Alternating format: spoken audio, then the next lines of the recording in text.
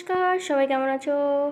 চারিদিকে বৃষ্টি, ঝুমঝুমে বৃষ্টি, তার মাঝখানে দেখো আমার ছাদ বাগান থেকে এই লঙ্কাগুলো আমি পেরে নিয়ে এসেছি প্রচুর, কারণ গাছটা ভর্তি হয়ে যাচ্ছিল আর বৃষ্টিতে না গাছের ডালগুলো নিচে ঝুঁকে ঝুঁকে পড়ছিল বলে আমি এই লঙ্কাগুলো তুলে নিয়ে এলাম। এই লঙ্কাগুলো আমার ভীষণ পছন্দ, সেই কারণে আমি এই গাছগুলো লাগিয়েছিলাম।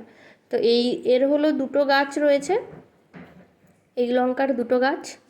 আর এই একটা লঙ্কা যেটা আমার খুব ভালো লাগে, শীতকালেই বেশিরভাগ হয়, পুরোটা কালো। তো এই লঙ্কা গাছ আছে একটা। আর এইটা হলো সেই লম্বা লঙ্কা যেটা আমাদের সচরাচর বাজারে পাওয়া যায়, কিন্তু লঙ্কাটা এখন লম্বা হয়নি। তো এই লঙ্কা গাছ আছে দুখানা।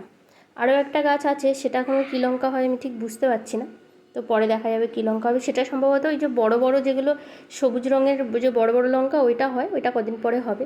তো আমি এখনও গাছ ভর্তি করে লঙ্কা রয়েছে, তো আমি এইগুলোই নিয়ে এলাম।